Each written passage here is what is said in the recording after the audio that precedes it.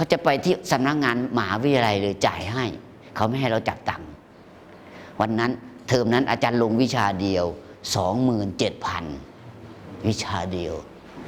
อาจารย์เนี่ย27,000แต่เขาไม่ให้อาจารย์จับตังค์เขาจะไปจัดการให้เองเสร็จแล้วเขาก็เอาบินมานะมาให้คืนแล้วยืนยันว่าจ่ายให้แล้วครั้งเดียวที่โยมจ่ายค่าเทอมให้ผมนอกนั้นผมไม่เคยขอใครครับเพราะอะไรถึงเรื่องขอสื่อเลยครับผมกำลังบอกท่านว่าสื่อสำคัญมากท่านทำอะไรที่เป็นประโยชน์ท่านทำไปเถอะวันนี้กวาดใบไม้กวาดเสร็จแล้วมันสะอาดหูสะอาดตามันงามท่านก็ถ่ายแป๊กโพสเฟซบุ๊กสักหน่อยนึง2-3 ภาพวันนี้วัดสะอาดแล้วท่านใดจะมาชมความงดงามของอารามวัดอรัญญิการามเรียนเชิญได้เลยครับเนี่ยแค่นี้ไม่ต้องมีภาพเราก็ได้เห็นไหมเอาไม้กวาดวางไว้หน่อยนึงเห็นไหมนี่ทำสื่อง่ายๆครับนะนั้นสื่อเดี๋ยวนี้ทำง่ายมีแค่มือถือก็ทำได้ครับนะ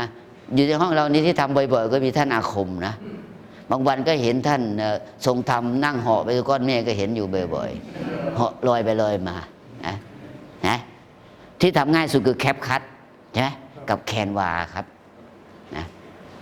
อันนี้วิดีโอตั้งไว้เลยครับอันนี้ไม่เคยตัดต่อเลยนะตั้งไว้เสร็จแล้วก็เอาขึ้นครับนะ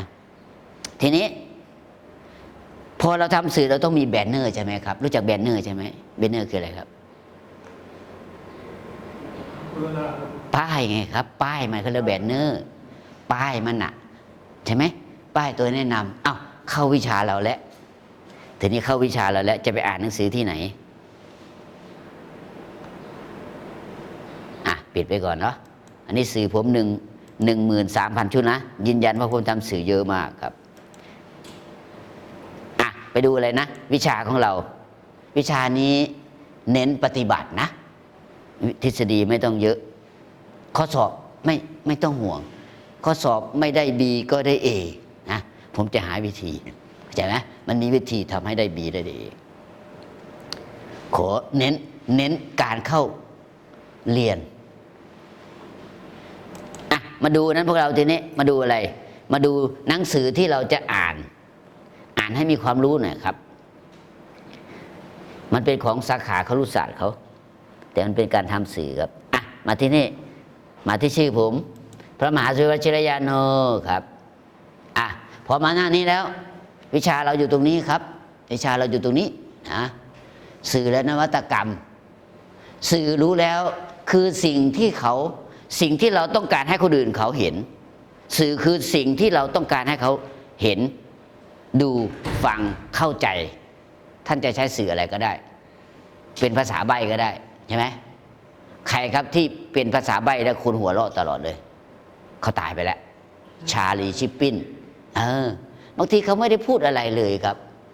รุ่นผมนี่รุ่นท่านน่าจะทันรอต็อกเนี่ย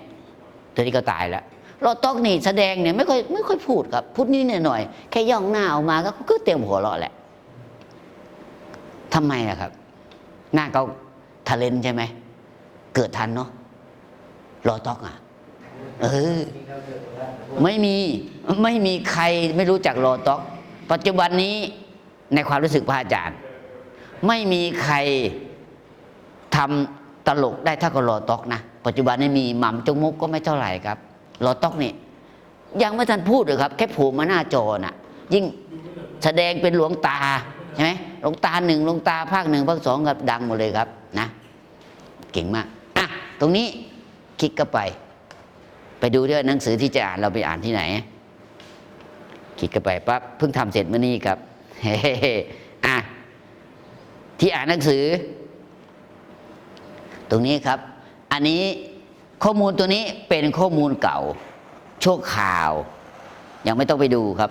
ไม่ต้องไปดูตัวนี้ไม่ต้องอันนี้อันเก่าจากนี้ไปมคอ3นี่ของเก่าหนังสือที่เราจะอ่านอยู่ตรงนี้ครับอยู่ตรงนี้ดูท่านกลับไปวัดก็ไปโหลดเข้าคอมพิวเตอร์อ่านได้เลยครับข้อสอบก็เอาตามนี้แหละครับคลิกเข้าไปหนังสืออยู่ตรงนี้ครับ